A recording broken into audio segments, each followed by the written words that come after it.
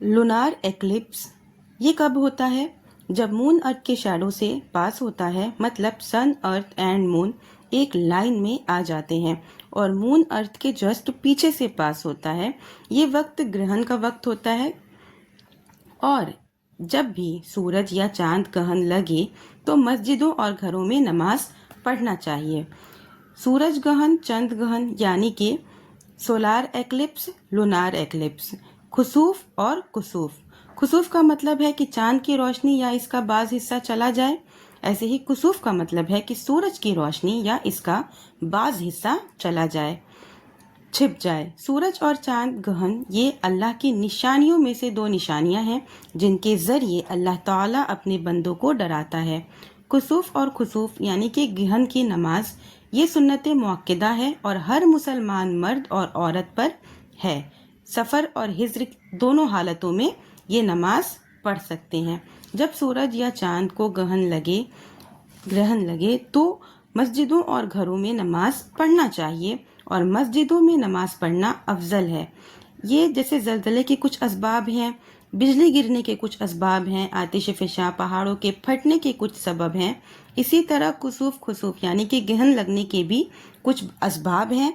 अल्लाह ताला इनके ज़रिए अपने बंदों को डराना चाहता है ताकि वो अल्लाह की तरफ रुजू करें।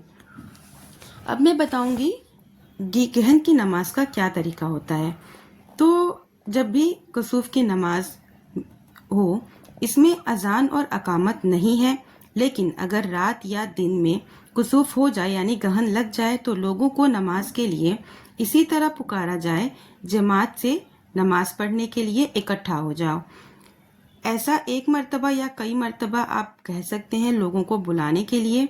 शुरुआत में इमाम अल्लाह अकबर कहे, फिर सूरह फातिहा और कोई लंबी सूरह जहरन पढ़े, फिर लंबा रुकू करे, फिर रुकू से सर उठाए और समी अल्लाहु लिमन हमिदा रब्बना वलकल हम्द कहे और सजदा ना करे, फिर सूरह फातिहा पढ़े, फिर पहली सूरत से कोई छोटी सूरह पढ़े, फिर रुकू से कुछ कम लंबा रुकू करे, फिर सर उठाए और दो लंबा सजदा करे जिनमें पहला दूसरे से ज्यादा लंबा हो और दोनों के दरमियान जुलूस हो, फिर खड़ा हो जाए और दूसरी रकअत पहली रकअत की तरह पढ़े, लेकिन दूसरी रकअत पहली रकअत से हल्की, फिर तशहुद के लिए बैठे और सलाम फेरे।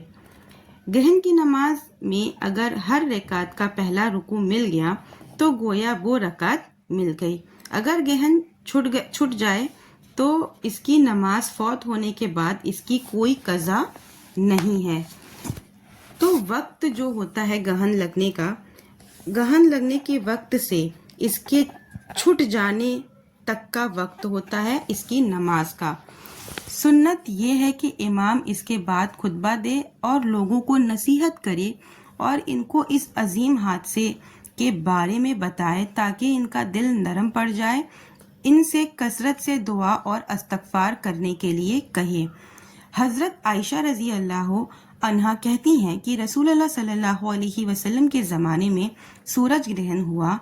आप नमाज के लिए खड़े हुए, आपने खूब लंबा क़याम किया, फिर रुकू किया और फिर बहुत लंबा रुकू किया, फिर अपना सर उठाया और बहुत लंबा क़याम किया, लेकिन पहले क़याम से मुख्तसर।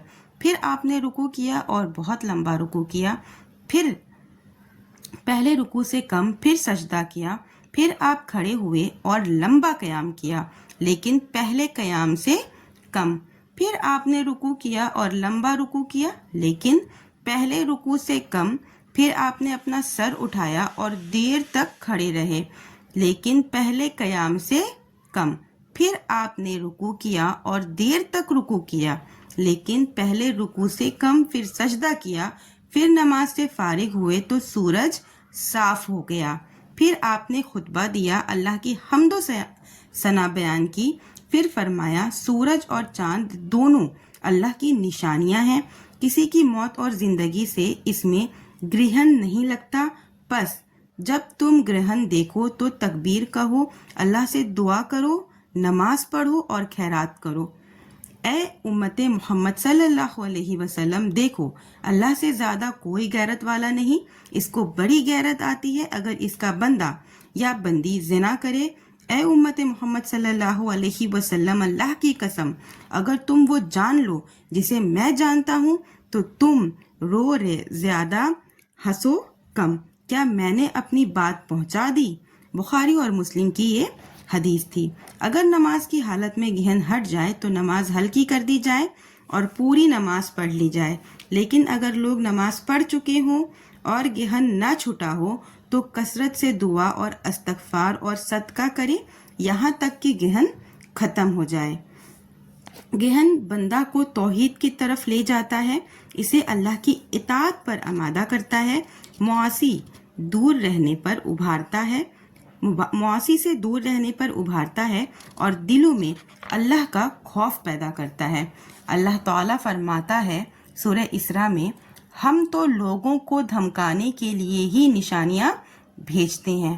حضرت ابو مسعود انصاری رضی اللہ عنہ سے روایت ہے کہ رسول اللہ صلی اللہ علیہ وسلم نے فرمایا، سورج اور چاند دونوں اللہ کی نشانیوں میں سے دو نشانیاں ہیں، اللہ ان کے ذریعے اپنے بندوں کو ڈراتا ہے، ان میں سے کسی کے مرنے سے گہن نہیں لگتا، پس جب تم گہن دیکھو تو نماز پڑھو اور اللہ سے دعا کرو یہاں تک کہ وہ ختم کر دیا جائے۔ بخاری کی حدیث ہے۔ آیات کی نماز میں 6 رکوع اور 4 سجدے مشروع ہیں، ہر رکعت میں 3 رکوع اور 2 سجدے ہیں۔ آیات سے مراد زلزلہ، طوفان، پہاڑوں سے آگ نکلنا اور دوسرے حوادث ہیں۔ تو یہ وقت جو نماز ہوتی ہے کس طریقے سے ہوتی ہے، یہ ساری ڈیٹیلز میں نے آپ کو اپنی ویڈیو میں سمجھا دی ہوں۔ ویڈیو اچھی لگی تو ایک لائک ضرور کریے گا۔ آخر میں اللہ تعالیٰ سے دعا کرتی ہوں کہ یا اللہ تعالیٰ ہم تمام مومن مسلمانوں کو کتاب و سنت پر چلنے کی توفیق عطا فرمائے، ہمارے دل میں اللہ کا خوف اور اللہ سے محبت پیدا کر، آمین۔ ملتے ہیں نیکسٹ ویڈیو میں۔ وعلیکم السلام ورحمۃ اللہ وبرکاتہ۔